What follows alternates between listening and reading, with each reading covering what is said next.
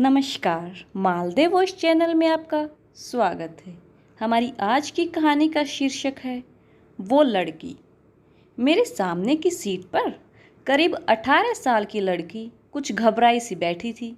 उसके हाव भाव देखकर लग रहा था कि कुछ तो गड़बड़ है, पर बात कैसे शुरू करें ये समझ नहीं आ रहा था।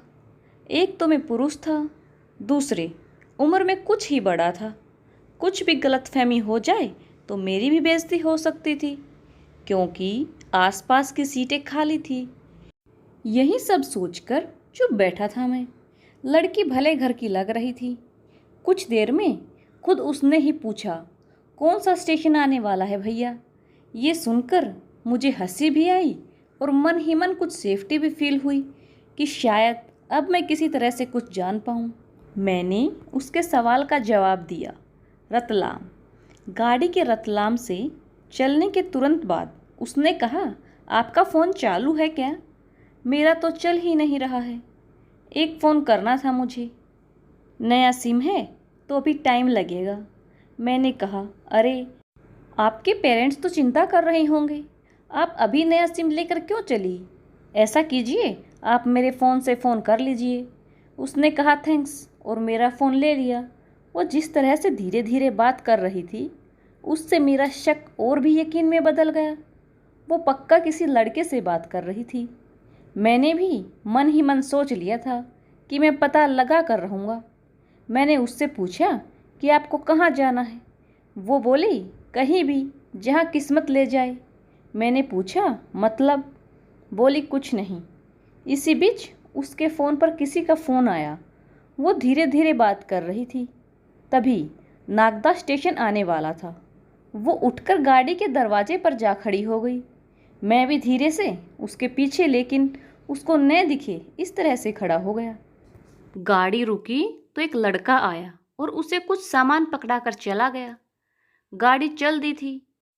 वो अपनी सीट पे बैठ गई। मैं भी आकर बैठ गया। उसने वो पैकेट खोला। उसमें से कुछ चिट्ठी जैसा निकला और पढ़ने लगी। वो बोली, मैं कपड़े चेंज करके आती हूँ, क्या तब तक आप मेरे सामान का ध्यान रखेंगे? मैंने हाँ में सिर हिलाया। उसके जाते ही मैंने फटाफट उसके सामान की तलाशी ली। जो पैकेट वो लड़का दरवाजे पर दे गया था, उसमें एक चिट्ठी भी थी, वही जो कुछ देर पहले वो लड़की पढ़ रही थी।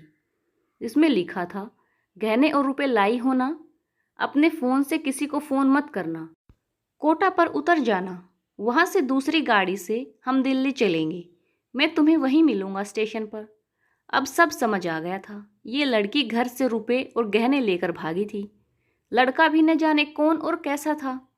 मुझे अब सच में उस लड़की की चिंता हो रही थी। अब मैं उससे खुलकर बात करने वाला था। वो कपड़े बदल कर आई। मैं उससे बोला, तो दिल्ली जा रही हो तुम? वो बोली, आपको कैसे पता? मैंने उससे बोला कि सब सच सच बता दो, वरना पुलिस को बुलाऊंगा फ़ोन करके। अगला स्टेशन आने पर पुलिस आएगी और तुम्हें ले जाएगी। पहले तो वो मुझे देखती रही, फिर बोली, आप क्या बुलाएंगे पुलिस को, मैं ही बुला देती हूँ। अब चौंकने की बारी मेरी थी। उसने खुद ही फ़ोन से किसी को फ़ोन करके बुलाया। वो एक क्राइम ब्रांच की लेडी पुलिस ऑफिसर थी। उसने मुझे उस लड़की के बारे में सारी जानकारी दी।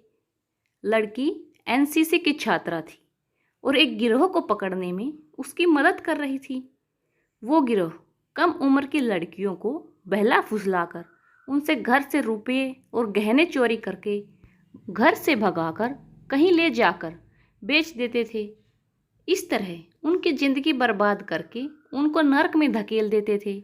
ये सब सुनकर मुझे बहुत खुशी हुई और अपनी भूल भी समझ आ गई कि इस उम्र की सभी लड़कियां गलती नहीं करती।